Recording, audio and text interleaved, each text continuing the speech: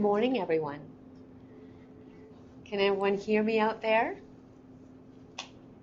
Welcome, welcome. Welcome to the UBC Learning Circle. And we are privileged to be here today on Coast Salish territory of the Tsleil-Waututh, Squamish, and Musqueam people. And we have a very, very special circle today. It's special because I'm facilitating, not really. I don't get to do it very often. I'll introduce myself and everyone. And so I'm really thrilled to see you all out there. So we have quite a few people on video conference, so that's very exciting. And we have a number of people on webinar too, so this is really special. My name is Leah Walker, and I am the Associate Director of the UBC Center for Excellence in Indigenous Health at UBC, and the Director of the UBC Learning Circle, which now has been going for 7 years. And when I first started this circle, I was the facilitator, and now it's gotten much better than me. So, I'm hosting for Lena, as she has to be away right now. My mother is Danish, and my dad was English and of Nakaatma ancestry. And my family kinship ties are at Seabird Island, which is Stalo and Nakaatma territory, just about an hour and a half east of here. And I'm really thrilled to welcome you all here. I have a very special guest. This is her first learning circle too, and hopefully not her last, in the name of Corinne. And I'll let her introduce herself to you. So this is how we're going to do it today. So she has some beautiful medicine bundles that she is going to share with us. And our topic today, of course, is how to address family violence using the medicine bundle. So this today is for healthcare workers in communities, and she is offering these teachings for you to use in your practice, whatever you find valuable in your practice with your communities. So we will have ample time for questions and breaks. So Corinne will introduce herself and her bundle, and then we'll have a chance for questions, and then we will have a bit of a PowerPoint, and there will be an opportunity for questions and some discussions. And we're planning, if it works out, to have a 5-minute break at 11 o'clock, and hopefully that will work out. We don't know. And then we'll carry on with discussions and questions. I hope that meets your approval. Does that sound good? I will be keeping track of some of the questions on webinar, and if those of you on video conference have a question, when there's time, just unmute your mic. And I don't know if you have a cute little mic like this, but I have a small little mic like this that I just press right now. It's green, and when it's muted, it should be red. So hopefully yours is red right now, and if you have a question, you can unmute and wave, and then you will be on air. Does that sound good? Wonderful. Welcome, Corinne.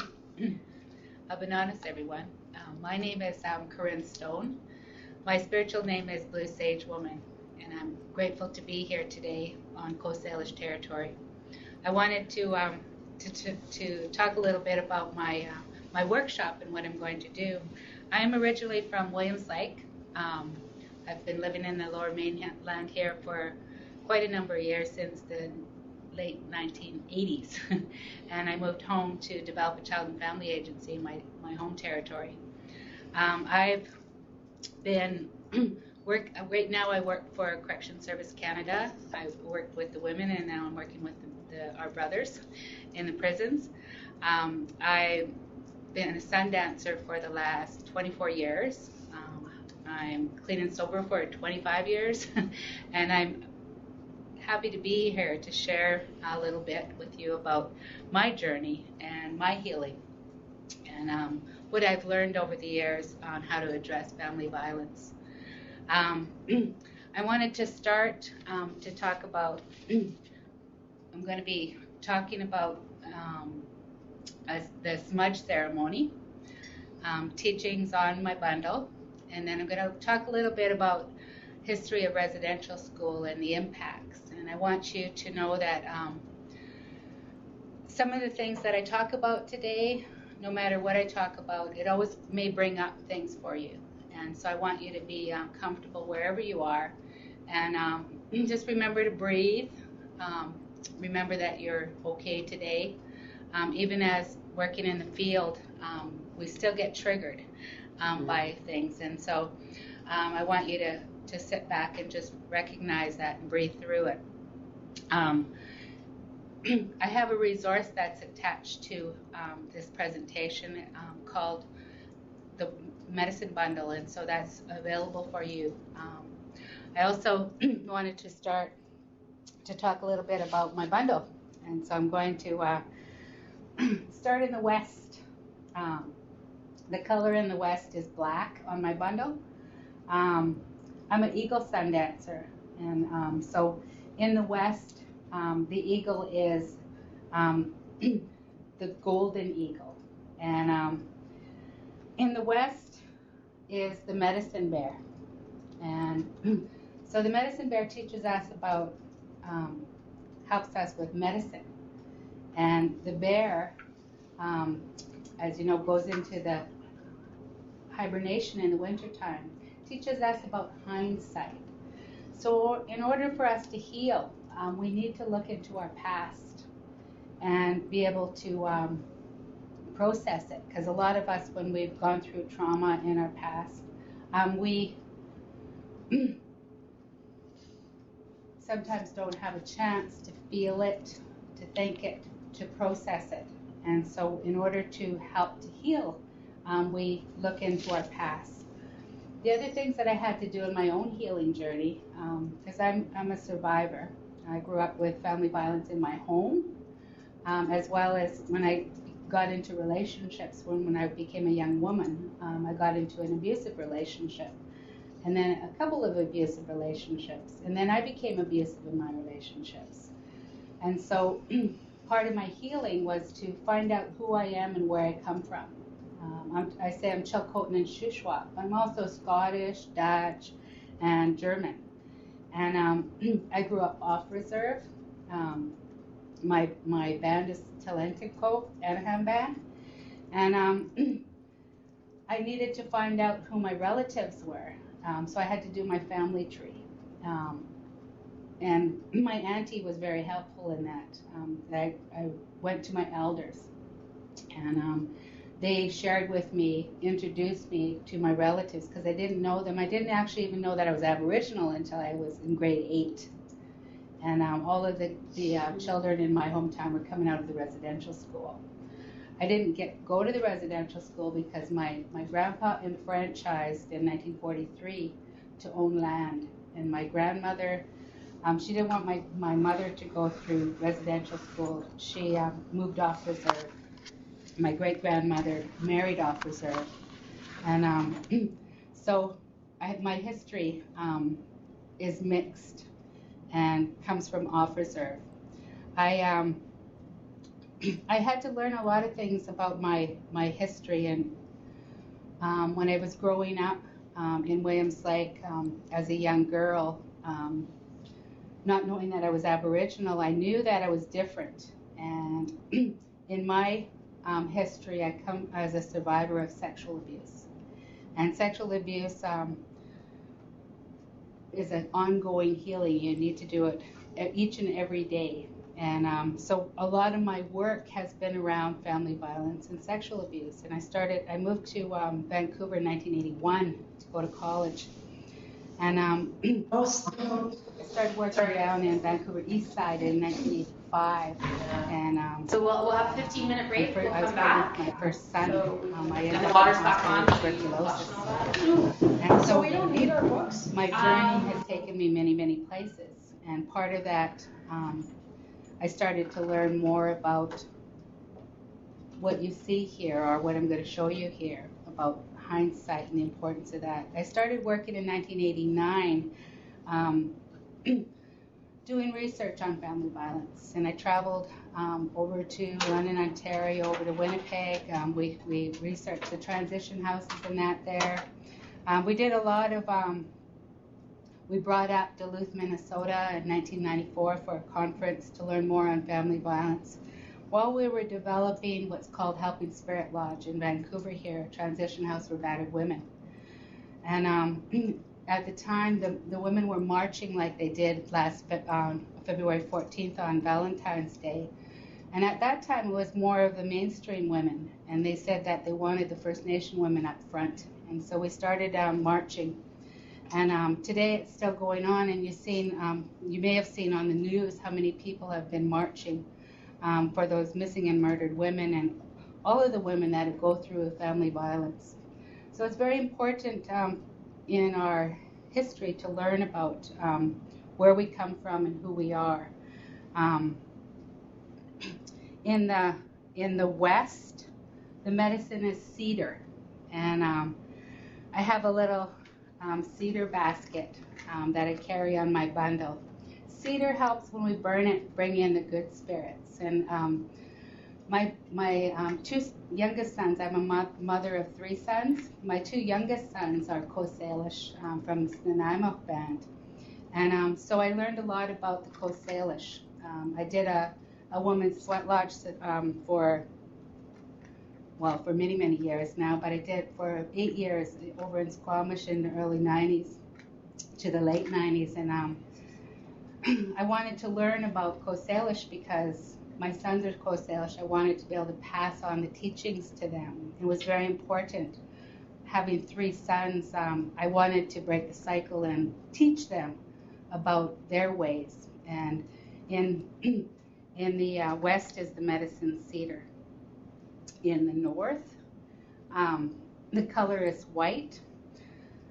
The black can also represent the race. The black people are all the different colors that come in between there.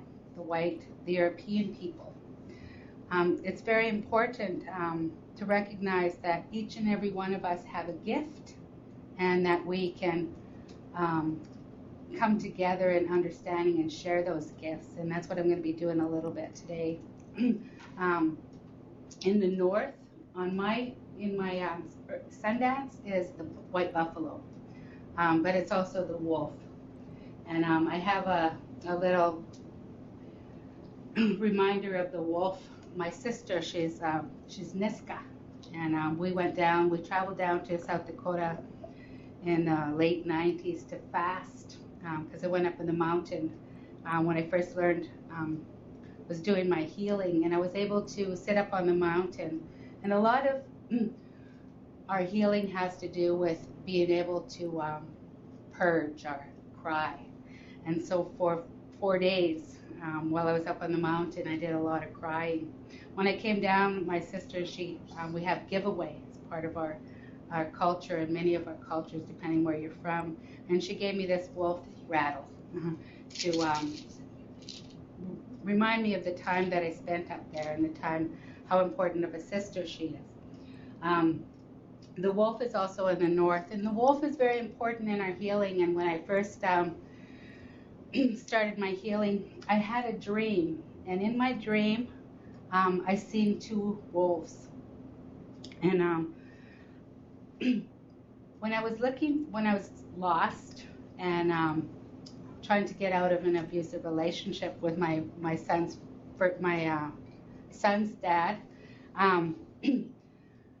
I seen a brochure, and it had the double-headed wolf on it. It was Selton Laleham Treatment Center, and I ended up going to treatment in 1990. And that dream of the wolf has always been with me. I always think about the wolf. The wolf represents family, and they protect family. One of my teachers was Vera Manuel, late Vera Manuel. She taught me a lot about family systems, and it helped me a lot in my healing.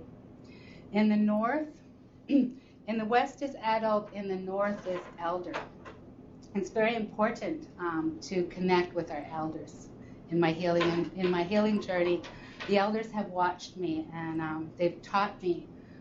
One of the elders that I met in the early 90s was Phil Lane Jr., and he shared with me a lot about healing.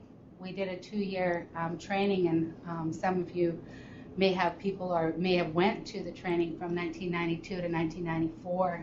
It was called Advanced Training in the Healing Arts, Human and Community Development. And we went to 4, and then I went to 7 different communities. And the elders would come out and they would teach us different healing arts from different cultures. We'd also bring in healers from other races. We learned a lot about massage, Reiki. We did skin rolling. We did reflexology, rolfing, a lot of different healing arts from the different areas, as well as working with feathers, our ego fans, our traditional ceremonies and our rituals, and how important that is in healing. So I'll be sharing a little bit about that. In the North, the elders that came into my life over the years have taught me a lot about how we used our songs, how we used our dances. I'm a traditional jingle dress dancer, and even though I'm Chilcotin and Shuswap, the jingle dress, my sister, she gave me a jingle dress from Thunder Bay, Ontario, that her elder had blessed. And I started dancing in 1994. And I was always very shy and very quiet, and I would never talk. And the jingle dress, of course, when you wear it, it's a healing dress. It came in a vision where a young girl was dying, and her grandfather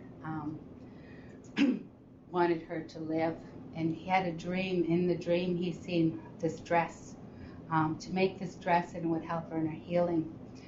And when I wore that dress, of course you can't be quiet, it's very loud. And so when I danced, I felt more proud of who I am as an Aboriginal woman, as a woman, because I hated being a woman. And that was part of my story of the abuse that I went through. When I went a couple years ago, I went back to treatment for sexual abuse, and in that treatment, it's the first time that I had 15 abusers. So all of the women that you're working with in our communities, the sisters in our communities, and ones that I work with in the prisons, I would say we did a survey back in 1990 when we were developing Helping Spirit Lodge. 85% of those women had been sexually abused. 95% had experienced physical abuse or had witnessed it. So you don't have to go through it in order for it to affect you. All you have to do is witness it, or be in a family where it's happened, or a community, and it still affects you in the same way.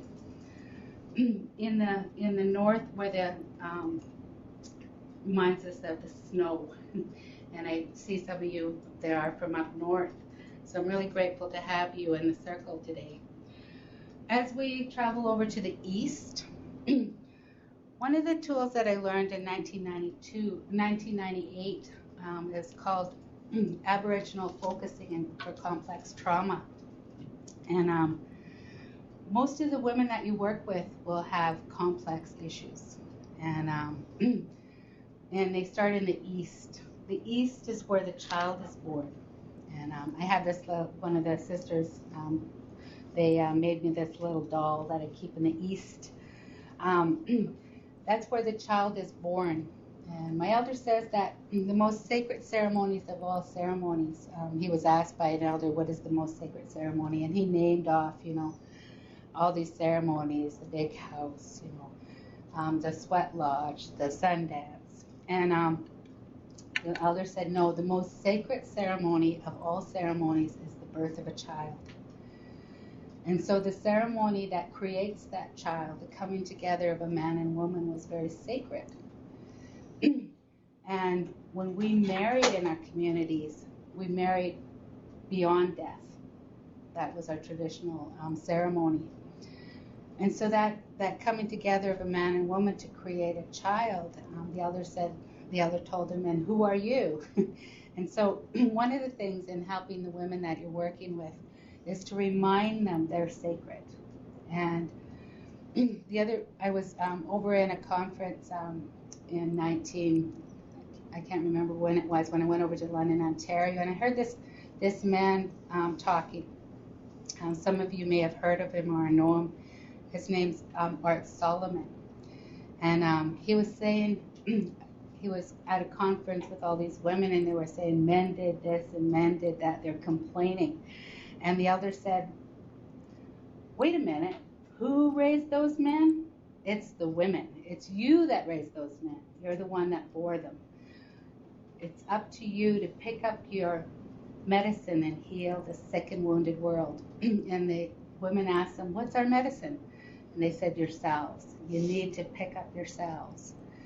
And so even as a woman working in the field all these years, one of the most important things that I had to do was continually work on myself. Continually, it's an everyday thing, is to help myself. And that's what our ceremonies and our rituals have taught me, is how to take care of myself.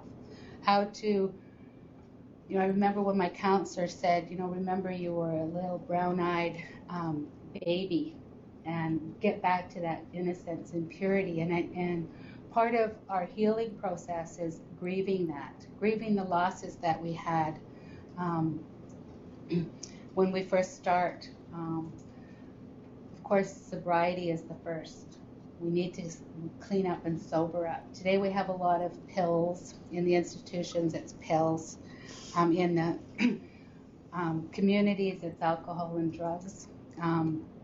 We need to stop medicating and start being able to process.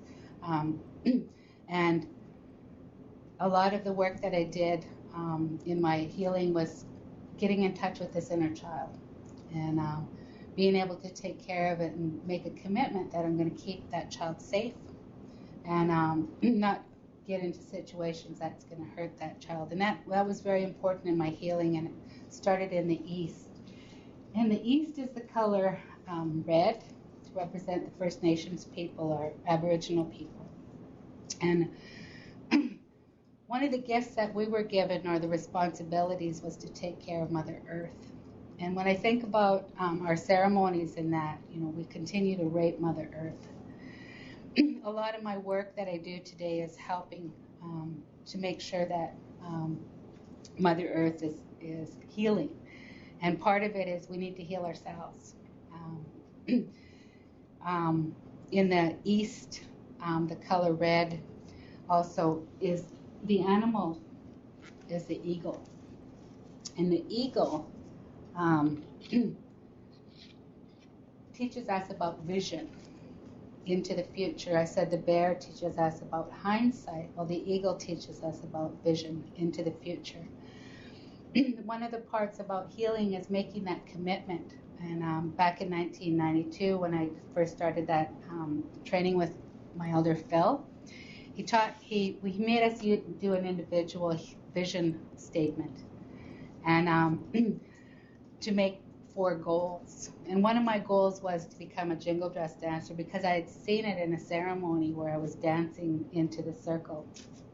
The other one was to Sundance, and I became a Sundancer. The other one was to get my degree, and this June I will be graduating with my master's in, it's called Executive Master's in Business Administration and Aboriginal Leadership. I'm going to school at SFU. And so it's taken me a lot of years in order to fulfill that vision. I'm going to be 55. And so it's important for the women that you're working with to make an individual vision statement, to make a commitment, goals that they can go towards. Because a lot of times when you're in that dark place, and usually addiction is involved, you can't see forward. And so when I first started to heal and clean up, I was brought into the sweat lodge, into the womb of Mother Earth. And an eagle brushed me right here, and I was able to cry because before that, I wasn't able to get in touch with my emotions. I was very, I thought maybe school is going to help me. And I was very up here.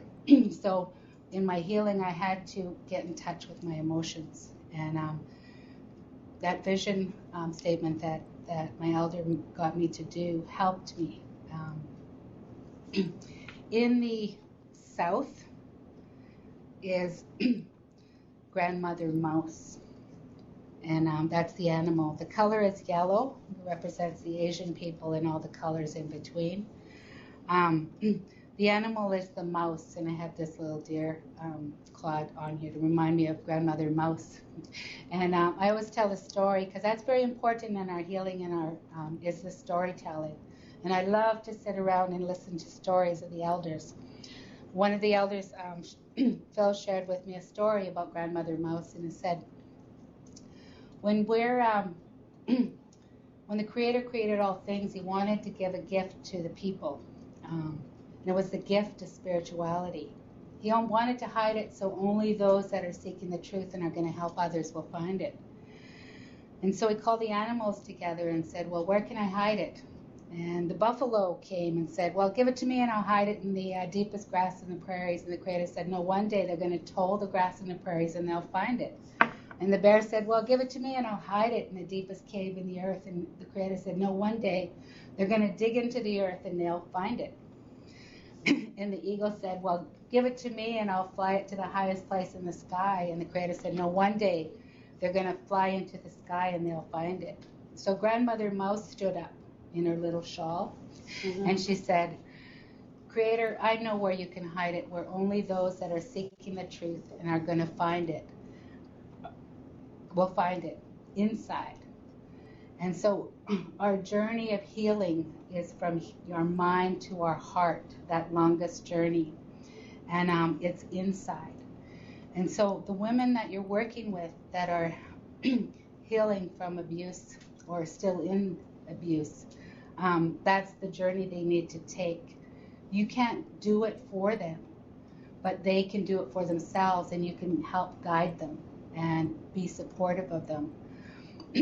I wanted to share. Corinne, can yes. I just stop for 1 second? Yep. The reason why is we were having a few technical difficulties. Okay. And I'm sorry for those people on the webinar, they missed some of your teachings. So not to necessarily go through it all again, but I'm wondering if you can share just a little bit. They joined again in the East. Okay. So if you could just share a little bit about the West and the North. Okay, sure. Just very quickly about the animals that related to that. I'm sorry about that. Okay. Thank you. For those of you that are, I'm just going to summarize then. So I went around the circle, starting in the West with the medicine bear, and the importance of our healing journey of learning about our past, our history, what happened to Aboriginal people, what happened to you in your community, what happened in your family individually, with the color black and the medicine bear. In the North, I shared about the white buffalo or the wolf, the importance of family, community, the color white to represent the European people. A lot of us have mixed blood, that it's important to acknowledge each and every one part of ourselves in our history. The adults and the elders, and then when I moved to the East, the child, and then the youth is in the South. And I shared about the colors, red, yellow representing the First Nation people and the Asian people and all the colors in between.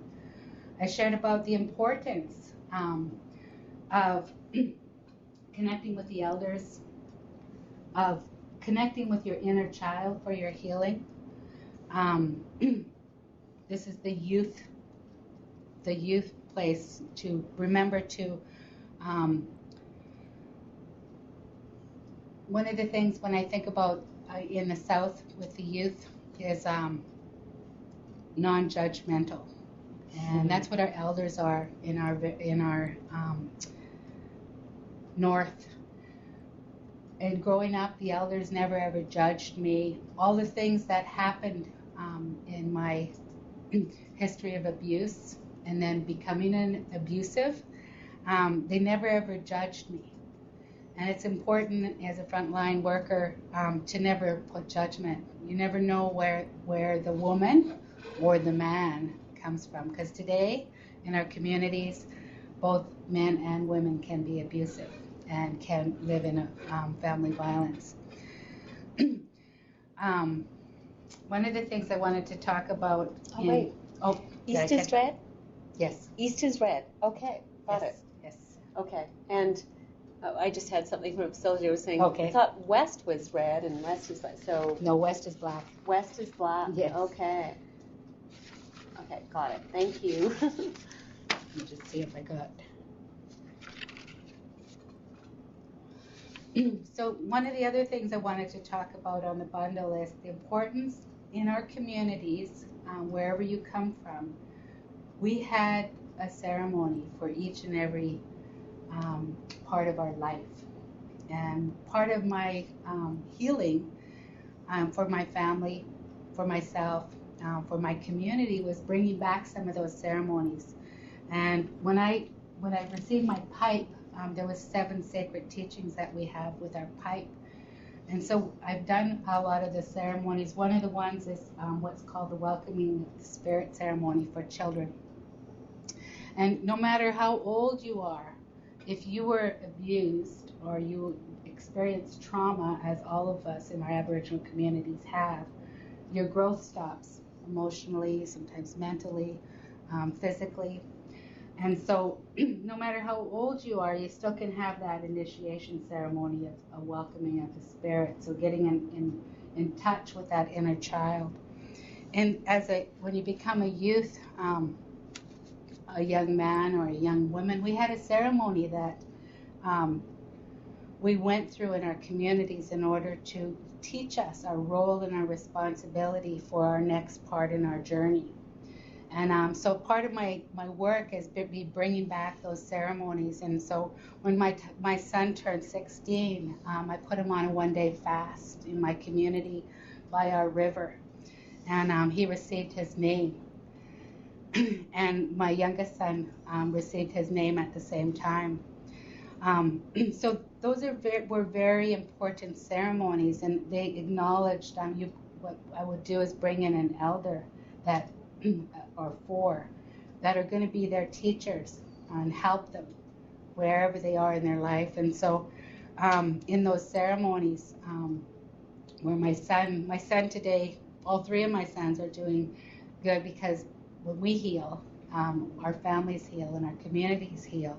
And I brought these things back to my community when we were developing our child and family services in Williams Lake.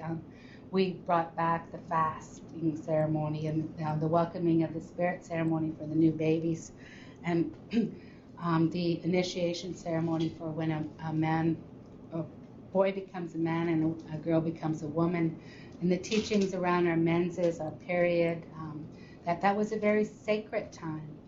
And today we have a lot of different teachings around that, and some have brought in teachings that aren't very good, and so I always like to share about them. One of the other ceremonies I wanted to share about, my elder Phil gave me a ceremony. Said that at one point the warriors would stake themselves to the earth to commit to death to protect her.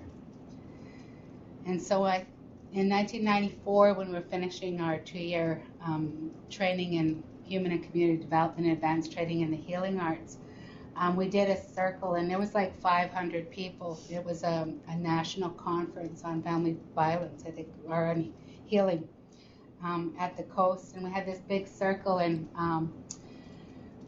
these stakes were placed in front of us. And if we chose to pick them up after 4 songs, we would make a commitment. And so my commitment was to stop violence against women and children. And so a lot of the work that I do before then and up to now has been around that, stopping violence against women and children. And one of the tools that I've used in my own healing was Alcoholics Anonymous, because I'm a recovering alcoholic and addict. I use those drugs and alcohol to numb out, and that's where I think a lot of our women and our men are today, is that they haven't taken that journey. And so I share that because I carry this stake, and it reminds me of my commitment. I'm going to share, without smudging, I'm going to share a little bit about the smudge, because we all had a cleansing ceremony. In the Coast Salish people, they had a cleansing with cedar. In our Chilcotin, we cleansed with juniper. I use sage today. My name is Blue Sage Woman. It means the sage the spirits use when they come down on earth. And when I put smudge into the bowl, sometimes I'll use some sweetgrass. The sweetgrass represents the coming together of our body, mind, and our spirit. And that's what the people that you're working with need to do, is bring our body, mind, and our spirit back together. That's the three strands. And the sweetgrass brings in good spirits. And so I'll put a little bit into the bowl. The sage, there's different kinds of sage. I can put a little bit of cedar into the bowl and a little bit of tobacco. And each of those medicines has a teaching. And one of the ones of the sweetgrass is about gentleness and kindness. If you see the grass blowing on the prairies, it's gentle. When you're looking for help, and I share this with the women and the men that I'm working with, when you're looking for help, you want to find somebody that's gentle and kind. You don't want to find somebody that's judgmental, criticizing, or pointing their finger. So when you're looking for a helper, you need to be able to be gentle and kind. The medicine cedar I put into, and tobacco. Tobacco teaches us about sharing and caring. When we give tobacco, it's out of respect. And so when I gave tobacco to one of my first teachers, her name, the late Teresa Nahaney, I wanted her to teach me about Coast Salish ways, because my sons are Coast Salish. I gave her tobacco, even though their Coast Salish is cedar. And I asked her if she could teach me about it, because I wanted to pass it on to my sons. So I'll put them into the medicine bowl. When I smudge my hands, it's as a woman, as a giver of life. It reminds me that everything I touch in a good way. Never to raise my hand, especially to my children. Violence is a learned behavior. We've learned it well in our communities. I'm going to share a little bit about it. Usually, depending where you're from, some of our relatives wear the silver jewelry to remind us of the same thing, that everything we touch in a good way. I smudge my mouth to remind me that our words are very powerful. Once we say something, we can't take it back. It goes out there, and they say whatever goes around comes around. Our words, my elder says that the most bad medicine of all bad medicines is gossip and rumor. And boy, do we have a lot of gossip and rumor in our communities today. So it's very important in the women that you're working with, that confidentiality is such an important part. That they know when they come to you for help that you're going to keep your word, your mouth. Our words, that's how our children and our youth learn. It's by watching us.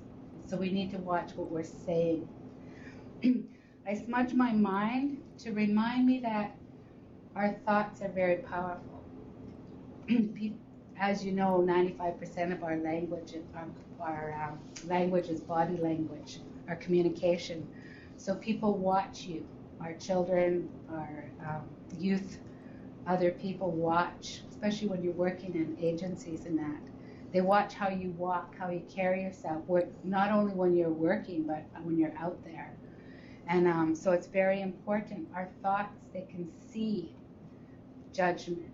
They can see if you're not interested in helping them, or there's a block there that you haven't done your own work. Thinking, when I started working and learned about thoughts, one of the things I would do is turn it around and pray for them. So as soon as it would come into my mind a negative, we all do that, we're human. I would turn it into a prayer to pray for that person. I smudge my body and my feet to remind me that wherever I walk, my children, my grandchildren will walk. And so it's very important when you're working in your communities to walk in a good way. I smudge my heart to remind me that I don't need to like everyone, but I need to love them. And we're given 4 teachers in our life. Our first teacher is our children. Our second teacher is women. Our third teacher is elders. And our fourth and hardest teacher is experience. So our first teacher, children, teach us about unconditional love. No matter what we do to them, they still love us. And then I say all my relations to remind me that I am a representative of all those that have gone before me. That if I dishonor myself today, I dishonor them.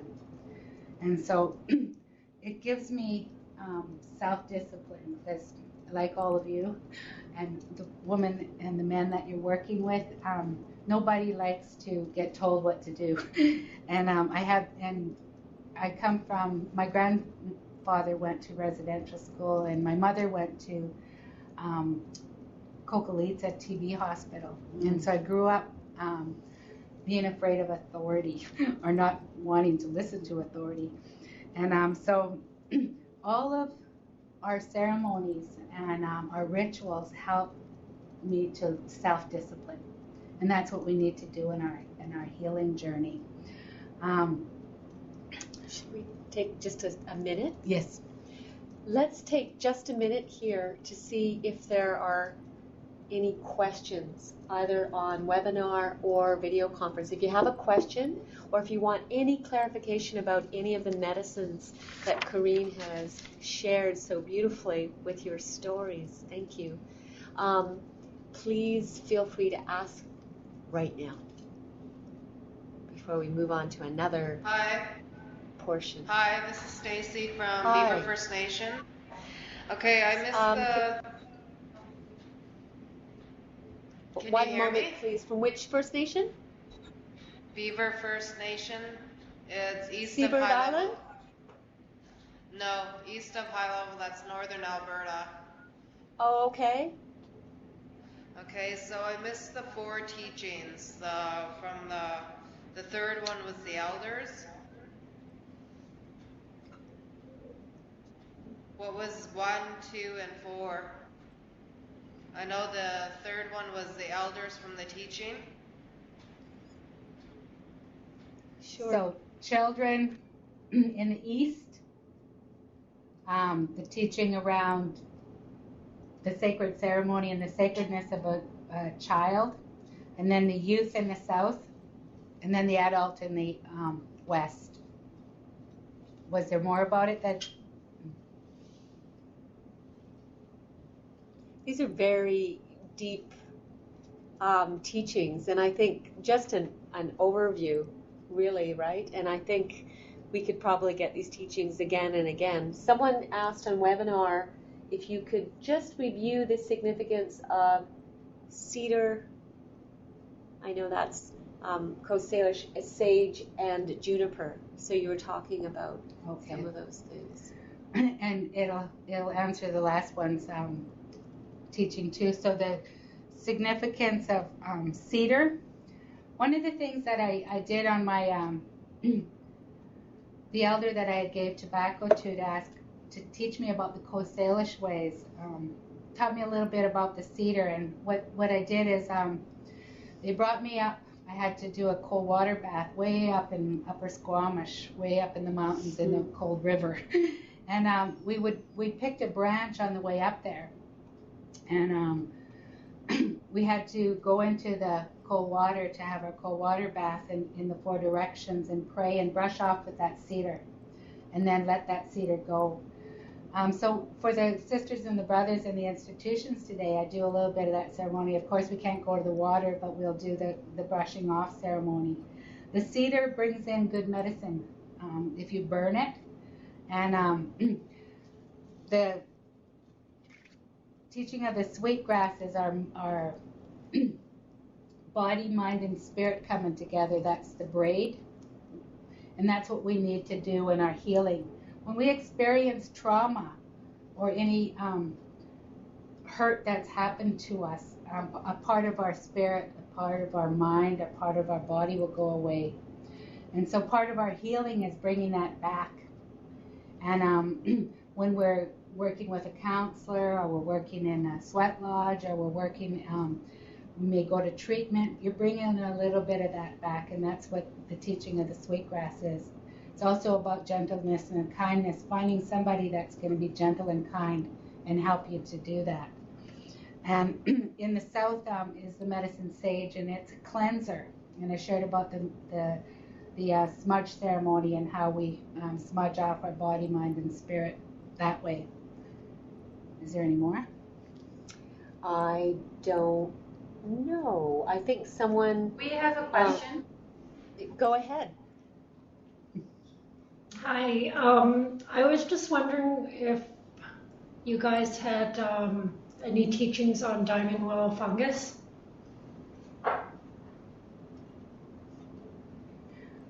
I've used, hi there, from my insight. I've used diamond willow fungus for cancer. That's the one medicine that was given to me. It was actually given to me by Freddie Johnson up in your area. And so I used it in my smudge to burn, but I also can bite a little bit of it off and eat it. So that's all I know about it. I don't know too much about it, but it was given to me when a friend of mine, my sister, had cancer, and I used it then. Yeah. All right. Thank you for your questions. Yes. Can you mute your mic, Nankini? Thank you. It's done. Okay, good. So the other, the 4 elements on the medicine wheel are very important in our healing. And today I have fire, the candle to represent fire, and water, air, earth. That all of our rituals and ceremonies, no matter where I've traveled, and I've traveled many places to learn. I went over to Hawaii to learn Huna, the Huna healing arts. And we went into the hot springs, and we were able to learn about the importance of water and that heat healing. We went up and onto the lava rock, and we fasted for the day to get in touch with the air, using that blue color air in our healing, and helping us to learn about the importance of what elements to use in different parts of our healing. If we anger, fire helps a lot with.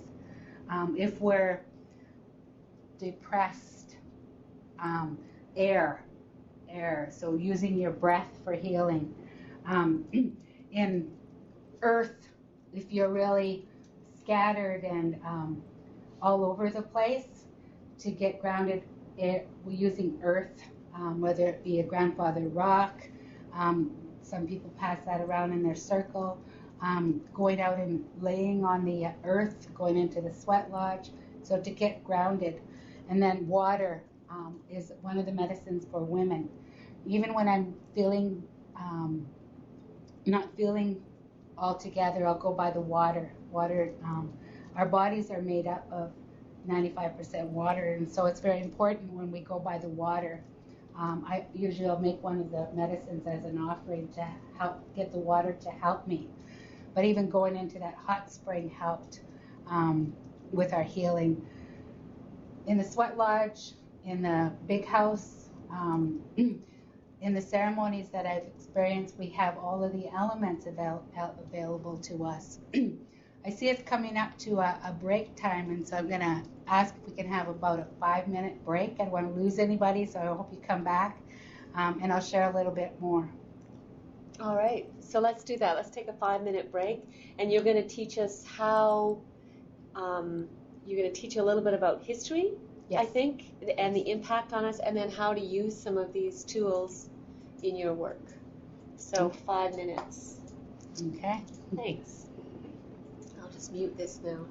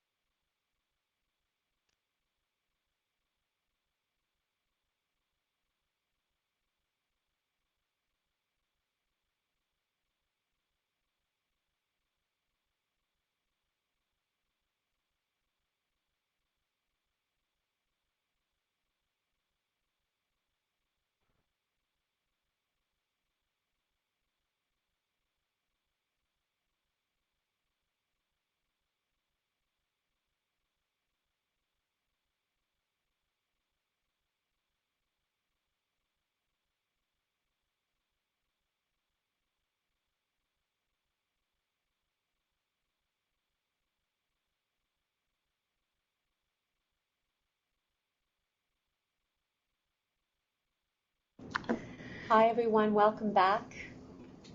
Hope you had a nice break. Thank you, Corinne. Okay. Yeah, I understand some of you had some questions about the different colors and the different directions.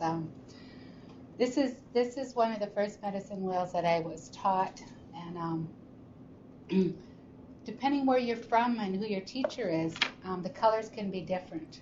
And in our Eagle Sundance Society, there's blue in the west, and then in the wintertime we use black, and the colors are different. And so they say that there was some 20,000 medicine wheels all over Turtle Island or North America, and depending where you're from, the medicine wheel doesn't go in one direction, or it's not flat.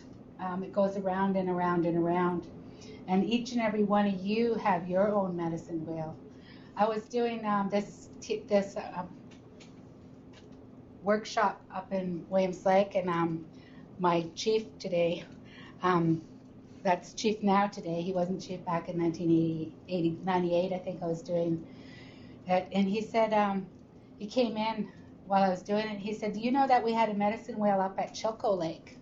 And so it was a formation of rocks on the ground where my grandmother, our great-great-grandmother, went and prayed with the elders. So the medicine wheel was a formation of rock on the ground, and it's a place where we would go and pray and meditate.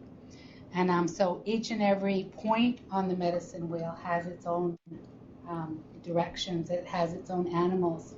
So each and every one of you have your own animals in each direction. I wanted to share a little bit about the importance of our songs. I was given, this is my 12-year-old, his drum has a raven on it. My cousin made it for him.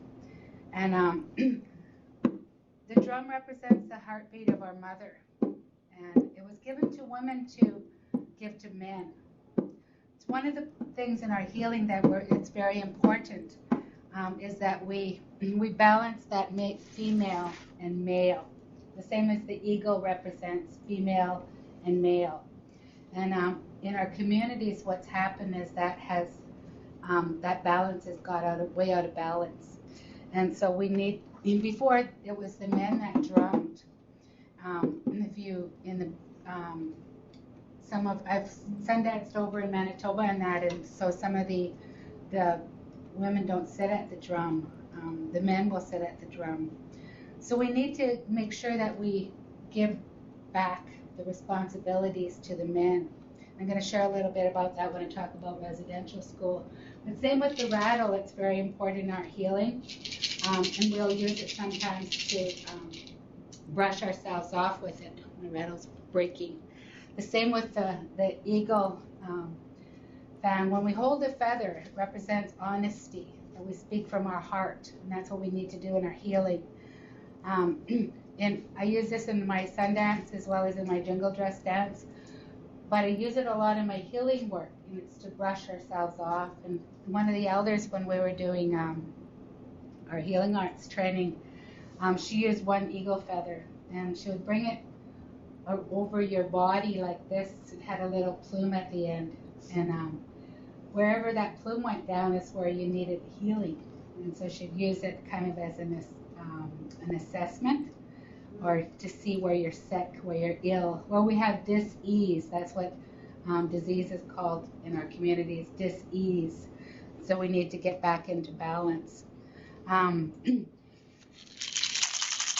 our healing arts training, we did a lot of work around breath, pressure points on our body. We have 72 different pressure points in our body that moves our lymphatic system. And so we did a lot of different body work in order to release that. And it's important, in our healing. One of the things I'm working on for my master's program is a business plan for a healing center for trauma.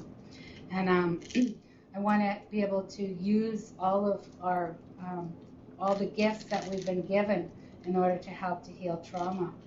And the elder that I work with, he's the late Dave Peranto, he used this rattle and helped in our sweat lodge to heal. And it's actually just to remind you where your pain is on your body. And so we used it in the sweat lodge. I'm going to go over to the flip chart. Hopefully all of you can see it, and talk a little bit about. I'm going to go on this side. A little bit about how it was. I talked a little bit on the circle on the bundle about that. That the medicine wheel again is flat. That we each have our own medicine wheel in our own directions. I have it a little different here. Our spirituality is in the north. Our emotions are in the east. So when we're born, we're learning our boundaries. We're pure, sacred from the spirit world, and we come around. As youth, we're growing very physically. Our hormones are all over the place, and that we get into learning. It's actually a lifelong learning process that we go through in our cycle of life, and we're developing our spiritual. That's how it was in the beginning, and then a whole new system came into place, and it cut our circle in half. In our communities, is this the one that? Good. Yeah. Good one right here. Oh, that's a good one. So what happened when we had contact in our communities, I think in our area it was in the early 1800s, but in the East it was a lot earlier than that, where a new system came in and cut our circle in half. A system that we were matriarch. A lot of our leaders were women. And we had a system based on the circle where it wasn't individuals, that the community took care of the children. It was a responsibility of women were nurturers and caregivers. And they were very sacred because they were given the same gift as the Creator to create life. And I told you that the most sacred ceremony of all ceremonies is the birth of a child. The men's role was protector and provider. Now, not every woman and man did that. We all shared responsibilities, but that was a main role, protector, provider. When the federal government came in and they developed the Indian Act in the early 1867, I think it was, 1871 maybe, the government took the responsibility away from our men, their role as protector and provider of Indian people. And so the men lost a big role. The elders' responsibility was wisdom keepers. So they were born and they've gone all around their medicine wheel. So they had a lot more life experience to share with us, a lot of lessons they'd learned from life. They were closer to the Creator as they're getting close to their death. And so they carried a lot of wisdom. And the children were a gift from the Creator. They're very sacred. And it was the responsibility of the community to take care of the children. As I've traveled around the country, when I see family violence in our communities, I like it when the adults say we didn't do our job well enough. We didn't teach the children how to respect themselves and how to respect each other, especially to honor women. And so each and every one of us has a responsibility for that. Family violence is not just an Aboriginal thing, it's affected everyone, but more so in our Aboriginal community because of this box system that came in that wasn't our way, cut our circle in half. So it left out our spiritual and emotional. So a lot of the women that you're working with in your communities, that's what you're doing, is you're you're working with their spiritual and emotional to get that balance again, physical and mental. So we can't just have learning or physical exercise. We have to get them into looking at their emotions and our boundaries, all of those things that we didn't learn. This system that came in, the box system, one of my good friends, some of you may know Doreen Sterling, our manual. She shared this with me a long time ago when we were doing training at the Justice Institute, and I always share it because it represents to me the residential school system in a little, very short way. When the residential schools came in, when I went back to our community, I think the churches came into a stela in the Chilcotin in 1827, and in what's called sugarcane, they built half a church, and then they came back and they built. So they came in a long time ago. By 1867, when Canada became a country, in 1871, when the Indian Act was established, they started what was called residential schools. Even before that, the missionaries had schools.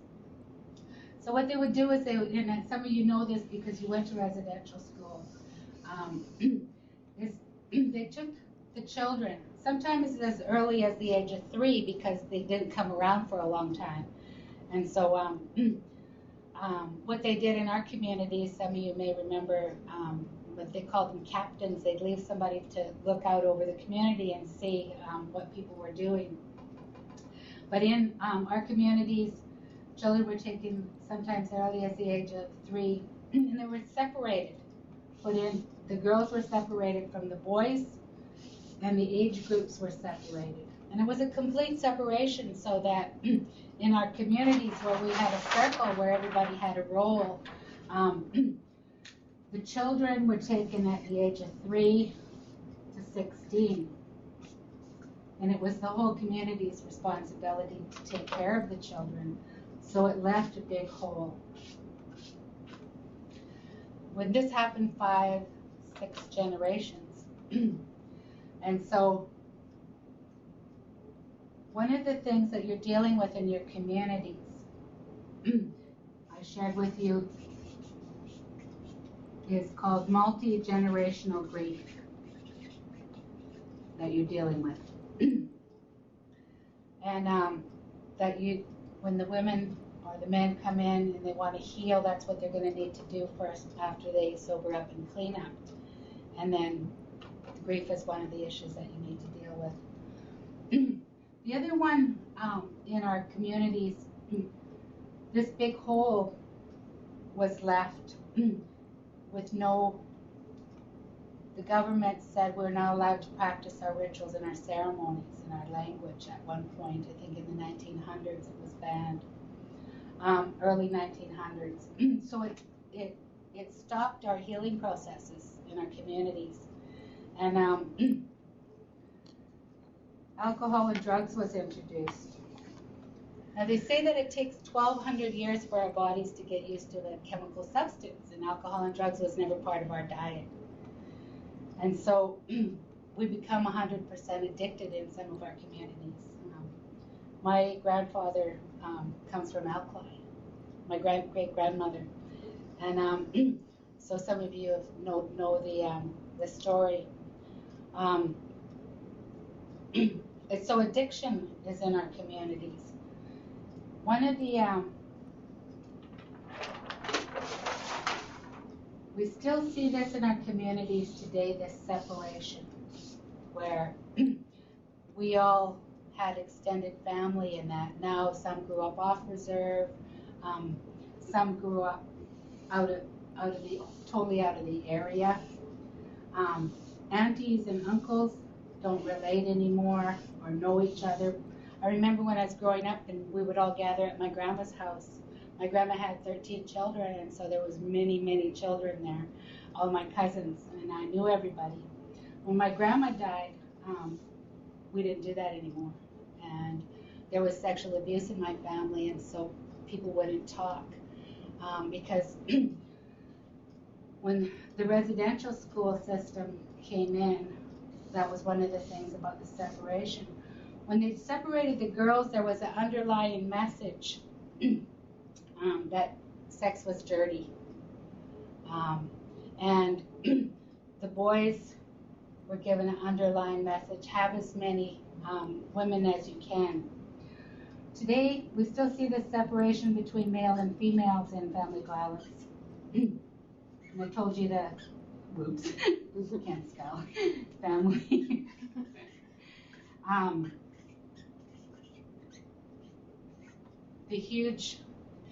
They have stats in the institutions, and family violence is high up there still. When we did that survey in the early 1990, 85%, I said 85% have been sexually abused, 95% witness violence, well, or experienced physical violence. I imagine those numbers are still high up there. A lot of times there's a lot of silence. Nobody talks yet about some of the abuses that happen. The other thing that happened in the residential school is, say there was 100 children in this age group, 75 in this age group, 50 in this age group. As I was learning about early childhood development, the most, in order for healthy development, the thing that needs to happen the most is love and nurturing. And no matter how loving and nurturing, say, one or two caregivers were to this age group of children, they never could be enough love and nurturing in order for healthy development. But what happened,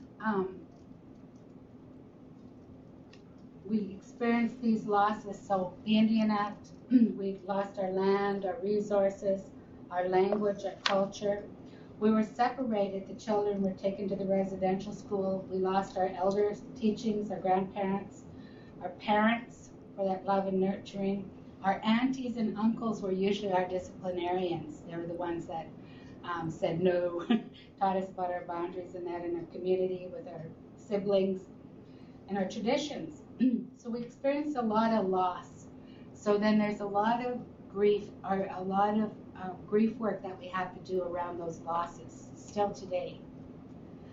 And what happened when they went to the residential school was the abuses. Neglect. When you're working in your agencies, one of the hardest ones that you work with is neglect.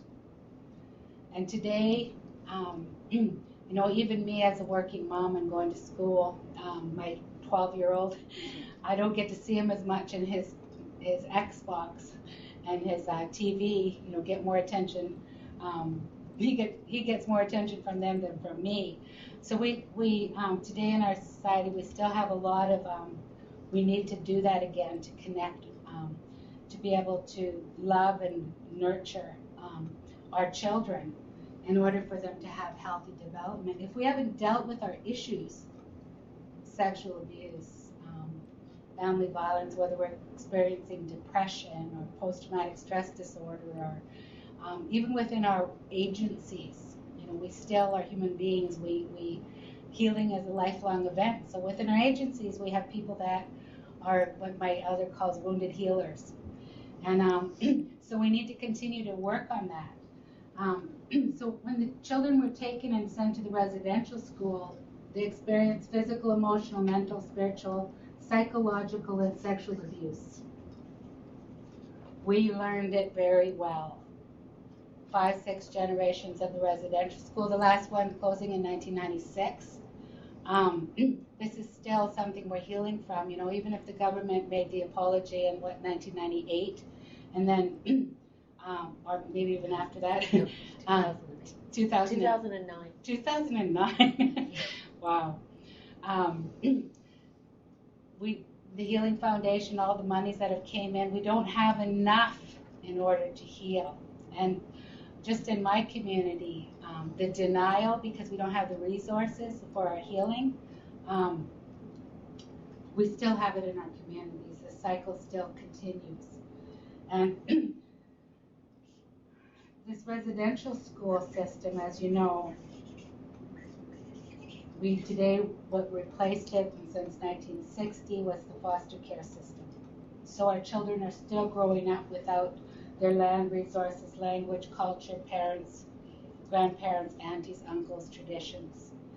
A lot of the work that I did when I went home to develop Desmikai Child and Family Agency was to start to do the initiation ceremonies, the welcoming of the spirit, the bringing our foster children off to fast or to learn about making baby baskets, all the things that we learned from our aunties and uncles in that. It's important to reconnect. In this sacred ceremony that I shared about, the most sacred ceremony of all ceremonies, the birth of a child, we need to, today, one of the issues that we're dealing with is promiscuity, infidelity, that are,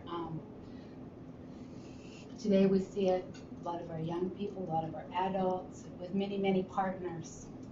And that's one of the areas that you're dealing with family violence, the jealousy, all of the things that happened in a relationship where we haven't learned our sacred teachings. So you're working with those in your room. Our ceremonies and our teachings help to rebalance that. When I was taking focusing in trauma back in 98 and 99, and we're reading all the psychology books and that, and I was quite impressed to read this one. It said the most effective resource for the healing of post-traumatic stress disorder is the North American Indian Sweat Lodge. That's what the words in there. And so we had all the tools, we have all the ceremonies in that to heal ourselves. What's happened today in our communities is people get, when you're first learning the resurgence of our ceremonies and our rituals, is we get rigid. That's not our way. Don't cry. They think of it as a weakness. You need to do that. There's 7 ways that we heal physically. Talking is one of them. You can use tools. I use my feather sometimes for the talking circle, my stake. I'll use my bear claw sometimes. But talking, getting people to talk.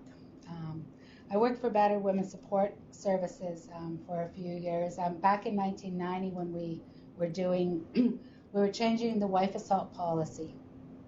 I sat on a committee, the Justice Committee, for 4 years in the downtown east side, where we would bring all the Aboriginal frontline workers together, and we looked at the gaps to deal with wife assault. They called it wife assault then. Now it's partner assault, and we would look. So when a woman phones the police, there was a lot of racism or discrimination. Where do you live? If it was a Native complex, the police wouldn't attend. So they would go, and then when in a family violence situation, they would find out it was Native housing, they wouldn't go. Are you drinking? They wouldn't attend. So we found a lot of gaps when we were working with family violence. And so we wrote them down, and our Wife Assault Coordinating Committee would go up to the Attorney General, and then they would come back down to the police to make sure that they were tracking the phone calls and that people were attending, that they had mental health teams and that going out. So I don't know how much that's working in our communities today, but a lot of the work that I did back in, I think it was 1990 to 1994 with that Justice Committee, there was some 52 organizations that sat on that committee, and I guess there was 5 within the province. And one of the things that I had heard that changed was that no longer would the woman have to be the one to charge. That if there was a report, the police could charge. They just have to gather the evidence. In a family violence situation, I always encourage the women to report to stop, because, or the man. And because in order to stop that cycle, we have to take that responsibility.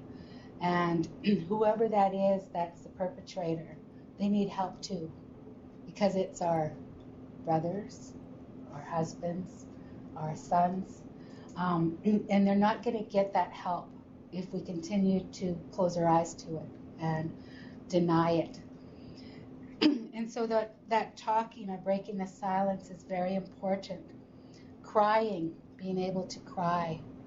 As a woman, I shared all the hurts that I'd gone through. I wasn't able to process. It wasn't safe enough to cry. And so I didn't cry until I was 28 or 30. And when I went up on the mountain, where you'd think it was very scary, where you're in the dark in the middle of the night, that's the time that I felt the most safest. And I was able to do a lot of crying.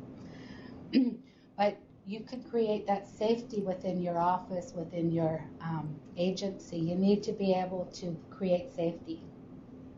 Assure confidentiality.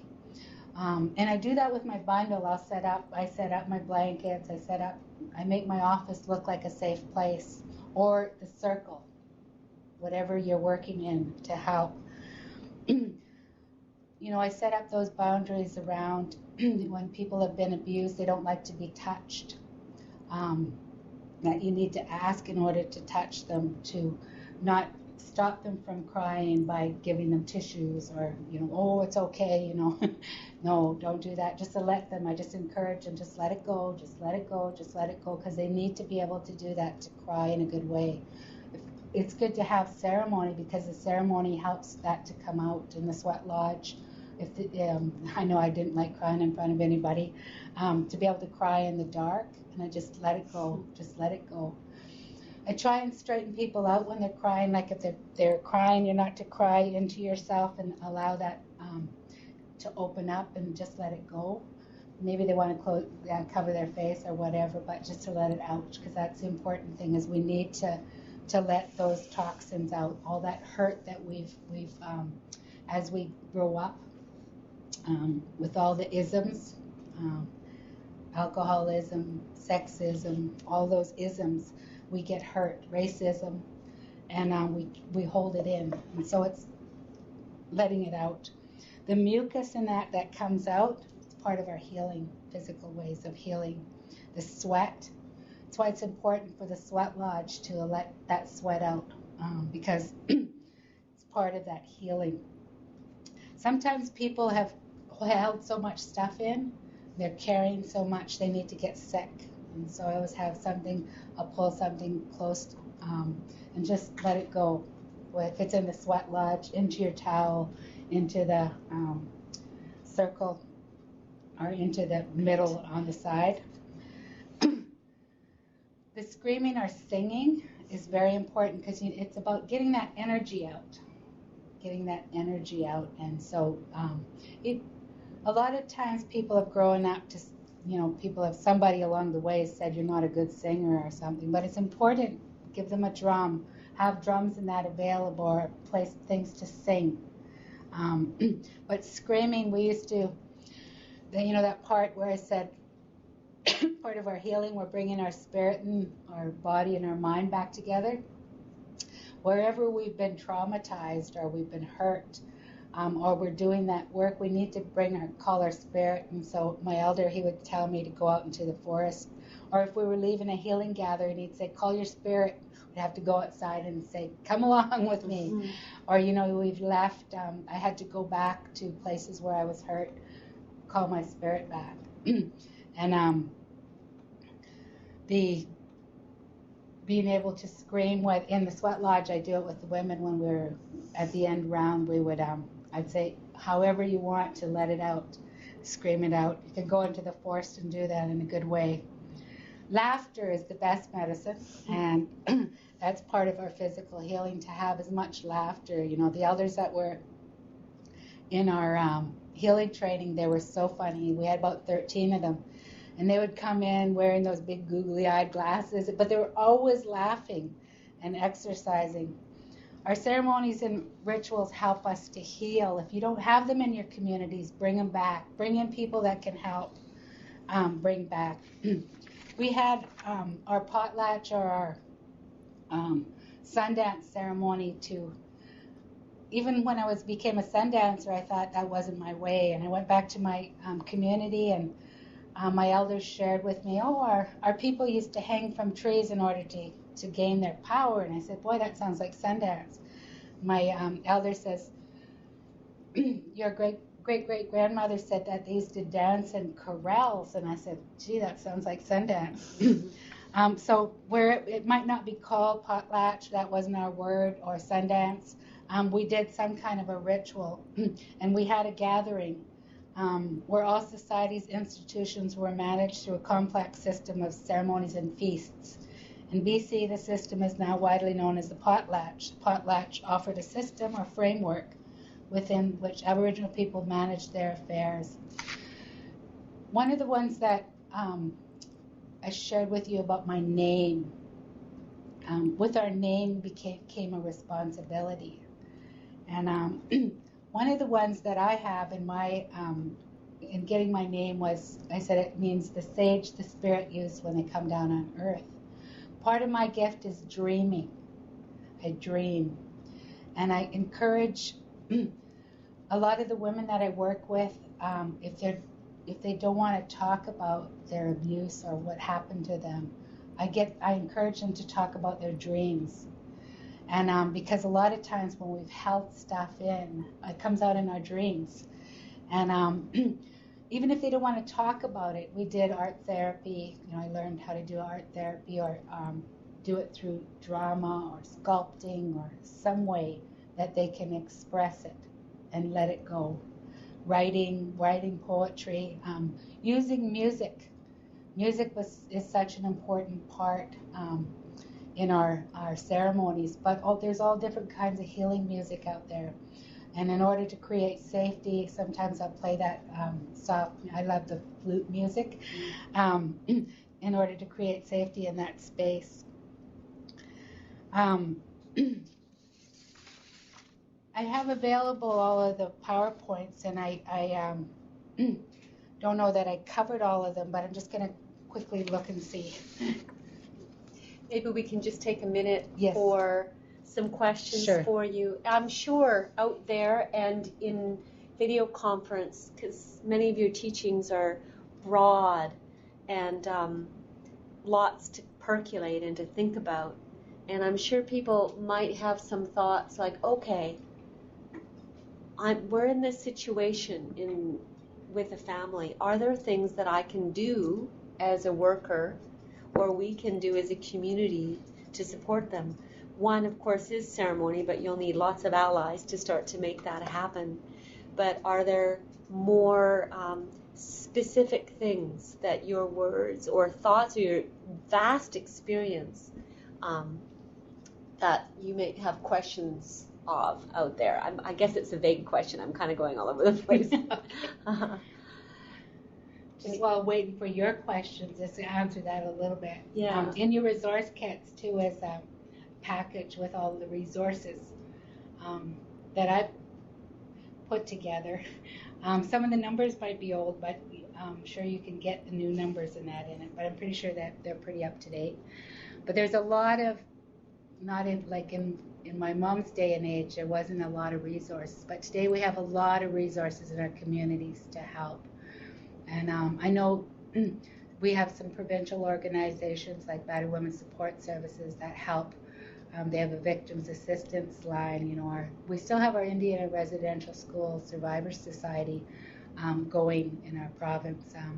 So there's a lot of resources that we can tap into. Mm-hmm. Any questions out there? We're on video conference. Hello? Hi there. The question I wanted to ask is how much of the government resources can we tap into to bring back the Indigenous teachings? Like say language, and are there any resources available to bands and stuff like that to, you know, like educate the children on, say, bringing people in to teach them their language and stuff? Because is there any way that that could be covered through some kind of government grant, or I don't know, just... Thank you for that question. The one that I know about is I think it's called the Canadian Heritage Society, but there is grants and that out there for that. I haven't applied for that lately, but I haven't either, but I know that there has been definitely some resurgence in communities, and I'm not really sure. I haven't had to apply for any of those grants, but I know certainly that in many communities there are people have applied for language and language teaching as part of their healing and as a pathway towards healing. So I don't know if it actually was under health, though, or wellness. It might have come under another department. So it'd be really interesting to know through your band offices whether there are still available, but I think there are. I know they have online language programs too. First Voices, I think it's First called. Voices, yeah. Our community is all on there. There's all kinds of great words there. And Squamish has just done one, I think, and there are a few other communities, Skidegate and others. I know there's some communities that have language programs available. Let me just see if First Peoples has grants for language, someone online. Thank you very much for that. And someone asked as well, I plan to acknowledge the 7 ways of healing into practice. And I think I do already, but to recap: 1, talk; 2, cry; 3, sweat; 4, sing; 5, laughter. What were 6 and 7, please? Vomit and Vomit. the mucus And mucus, which weren't talked about so much, but yeah.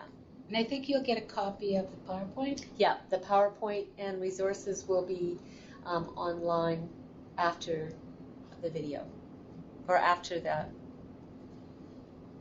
session. Any other questions?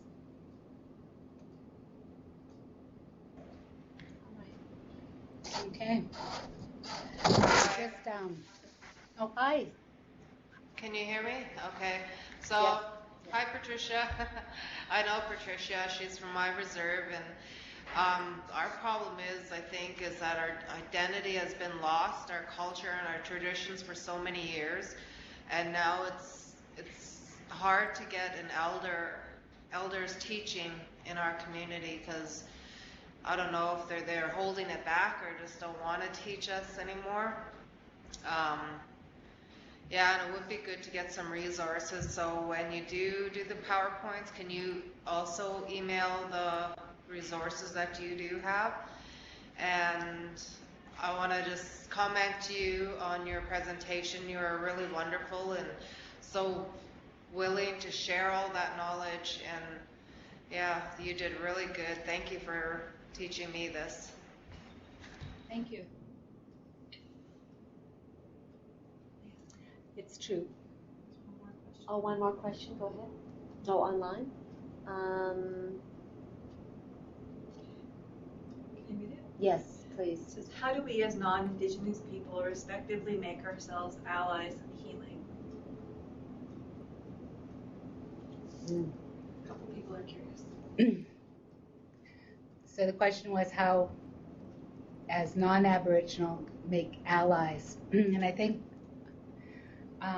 it's important in our healing that we share from our direction. I say I'm mixed blood, and one of the gifts that the elders said that I have is to walk in 2 worlds, and so to be able to understand, I think that's is to be able to educate others about our ways. Like I work in one of the hardest systems, I think, the Correction Services Canada, and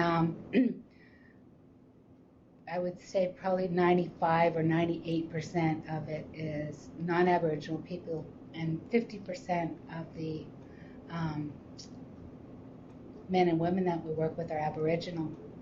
And so it's a challenge, but I think it's a good challenge that we have healing ways within all of our nations, and to be able to share them and understand together. We need to be able to understand. And so today I do a lot of education. I think that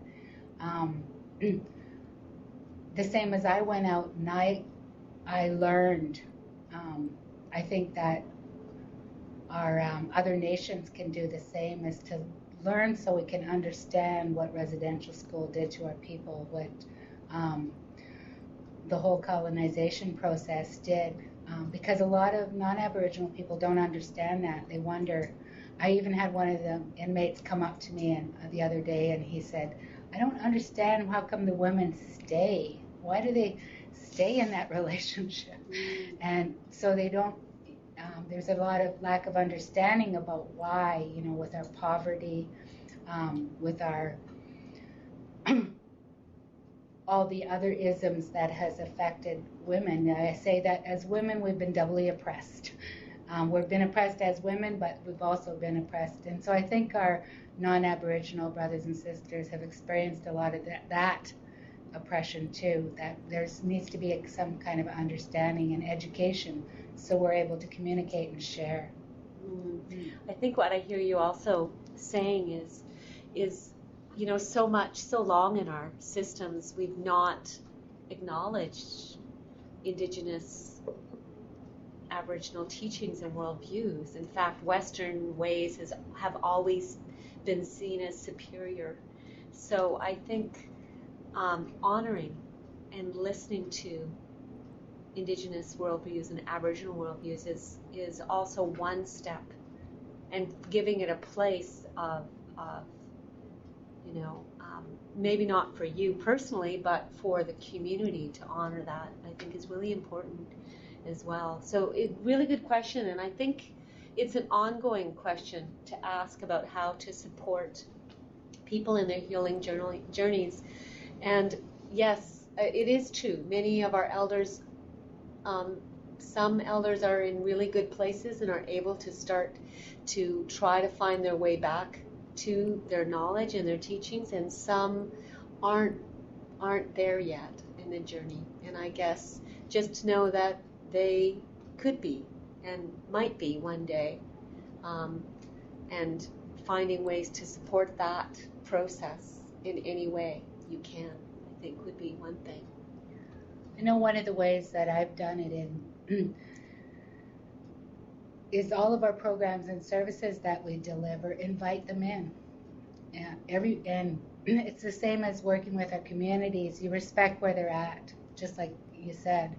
Invite them in because they cannot help but pick up the healing, that it's an ongoing process. And in our, working in the institutions, I think we have 28 elders in the Pacific region. That's my title, Aboriginal. It's called Elder Cultural Spiritual Advisor. And so I work with the inmates, but I also work with the staff and doing education. I think one of the areas that's a challenge, and it's going to be in health, is recognizing how important, say, a sweat lodge or a cold water bath is, and putting that in terms that is recognized and credible within mainstream community is one thing that we really need to be able to do more. When I do an elders report in the institution for one of our sisters or brothers, the people that are reading that report, they don't understand what an important ceremony the sweat lodge or our initiation ceremony is, or and that it's just as credible as counseling or addiction treatment, or so how we do that, we need to work more at. Yeah. I also just had one other thought. I know in our community, and we don't have them so much anymore, but we used to have. I guess what I'm saying is that if in your community you don't have elders that are holding, or other knowledge keepers in your community that are holding their ceremonies, I'm sure there are some people there with some knowledge. And our community used to have medicine people traveling through. It doesn't happen so much anymore, but would share some of their teachings with us that weren't necessarily our teachings from our land, but they were valuable nonetheless. They were really important teachings for us, and it enabled us, some of us, to go back to where we could find some of those other teachings. Some of them might be lost, but they're somewhere on the land there. Yes. Yes, that's one of the things that helped. As I say, I'm Chilcotin and Shuswap, but I've been taught by many different nations, elders. Yes. And when I went home and helped develop the Child and Family Agency, we brought elders and teachers from all different nations into the community to help us, build a sweat lodge or, learn those things. So we borrowed until we could get to remember what our own culture. Some of it's been lost. I wanted to say one other thing too about the importance working with family violence is the children. It's so important for our families to stay together, but it's also important, to protect our children. And there's such a fine line that we need to find resources or build resources that help the family stay together, the mother with the children or the father with the children. And I like the support I see in Vancouver with that, but I know in some of our smaller communities that that's a challenge. But it's so important for our families to stay together, and so those teachings are passed on, or ways to do that. Yeah, I think that's one of the challenges, isn't it, is that there's a lot of support to remove children and not necessarily a lot of resources to keep children well in a situation that they're in. Mm-hmm. Yeah. And I guess too on that, as in your programs and services are working with your families, bring the children in, work with them. And there's a point, I always say, once the alcohol and the drugs is gone, about 6 months, you start working with the family. And you need to work with each, the male and the female, separately for a while, especially if there's been intense physical violence. But eventually you need to work with both of them and then the whole family. I think that's what our programs and services need to be able to do, is to do that. Using the talking circle or the healing circle in ceremonies. We brought elders in to teach us, like the Sundance that I went to was in Manitoba. I started in Merritt and then we went over to Manitoba. And so some of the elders that teachings are from other nations, but a lot of our teachings are very similar. And today when I go home, I see all of our youth and our young people drumming and singing. So our songs came back and we borrowed. And I think that's a good thing. Any more questions? Any more questions?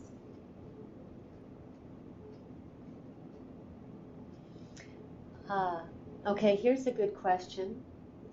So, as a non-Aboriginal person, is it best to bring in Aboriginal elders into community to share these practices?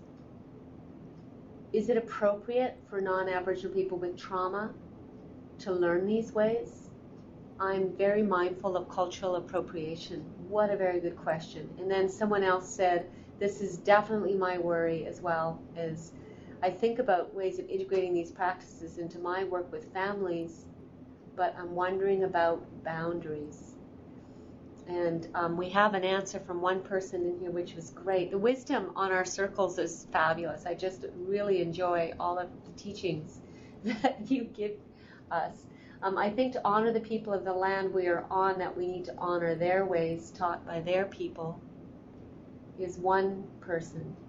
I think that's Response. important. That's important. I think within our, it's important to bring the elders in. I mentioned the 13 elders that worked with us. They just sat there and prayed.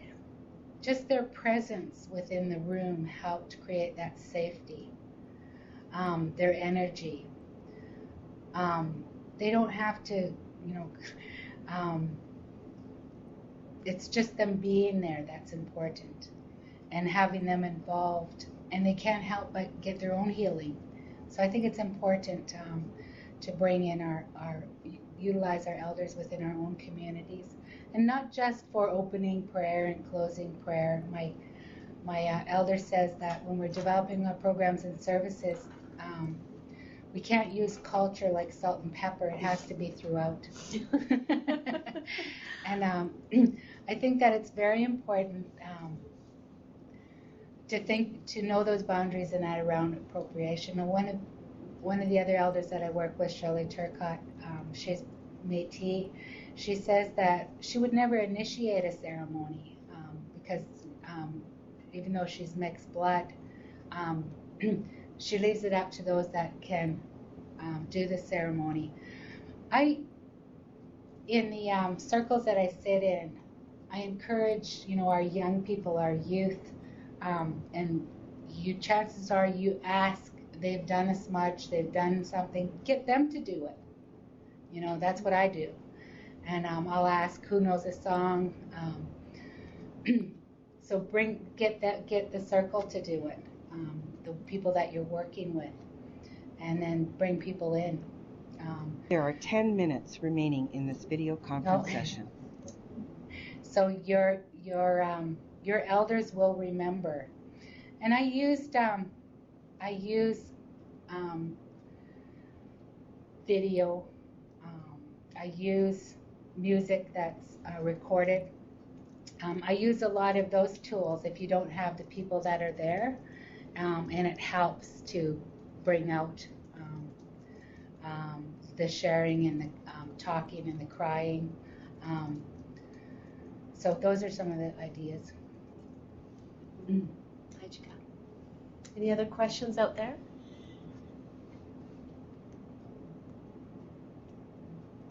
Did you want to say some closing thoughts or closing words, and then there may be a little bit more time for questions? I think one of the important things that in my own healing is the more that I healed, my children healed, and my family healed. And today, when my nieces and nephews, I see them in abusive relationships, I'm not silent, I'm not lecturing either, at least sometimes, but I say something. How do you say that? Even like my nephews, with all the rap music and that's going on, and they're, swearing and talking derogatory towards women, I'll say, okay, that's enough. I've heard enough of that. I want to hear it. So I don't allow it around me. Yeah. With my nieces and that, one of the things in family violence that happens is isolation. And so whoever's the abusive person will try and isolate. Oh, don't talk to your family. I don't let them do that. I go visit. I make my presence known. I'm supportive and caring to them too. I talk to the man, or I'll talk to them about their behavior. But I do it in a way that is a good way, and I try to give them information. That power and control wheel, I don't know if I included it in the resources, but I know that you have it in your communities. The equality wheel, I make it, I'll give it to them, put it on their fridge. I give them educational material to use. If I go to workshops and that, I share it. On my Facebook, I'm always putting information up what my pages, what it the latest one that I thought was a good one was the signs of getting into that relationships.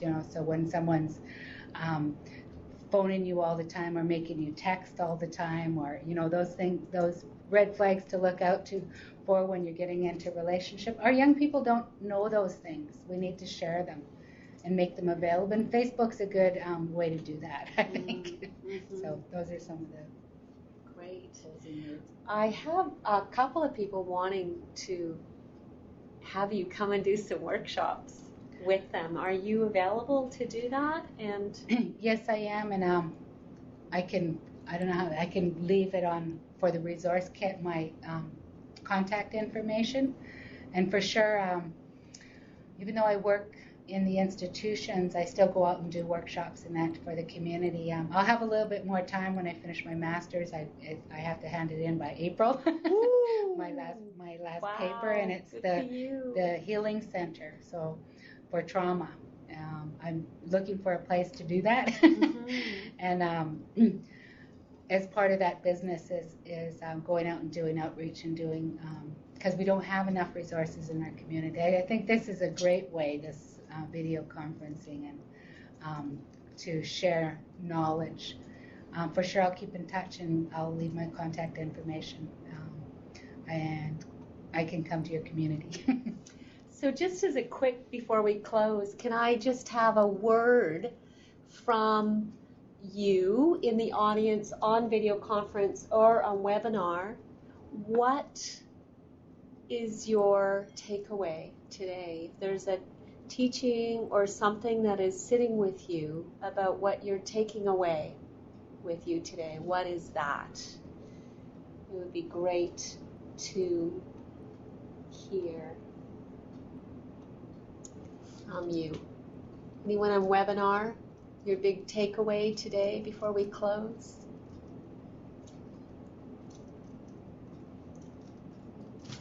Seven ways of healing. Hi. Hi.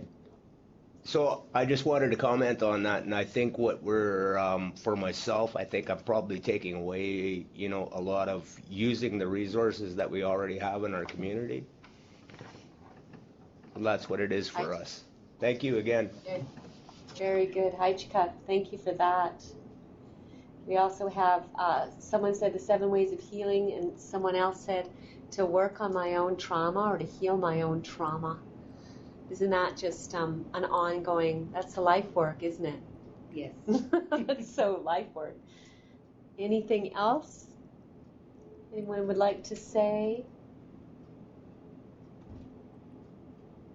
The importance of involving elders in counseling practices. A validation of what I know and learned on my own healing journey. Someone else said the word sacred. And someone else said, my teaching today is to know that it's good and it's okay to cry. And a great reminder of traditional teachings and wisdom. There's some great knowledge here. I really want to thank everybody. I was surprised over 400 people were interested. I know that they've said that it will be available again. Yes. I think what we'd like to do, because we had some technical difficulties, is maybe do a circle like this again, if we may, and perhaps an expansion or maybe some specific workshop tools or something that we can share, or wherever you think that people are needing to go. If you have some thoughts and ideas, please send it via email to us through the Learning Circle about how we can take advantage of Corinne's, not take advantage of you, but to really listen to the gifts that you have to share with us and others so that we can learn from them. And also hear from what's happening in your communities. It's really great. Also, there's such great knowledge there. I can see so many elders, and there's so many elders that we have on webinar, and so it would be beautiful if you could share some of your knowledge with us as well, because It helps all of our communities for sure. Yes, yes, thank you.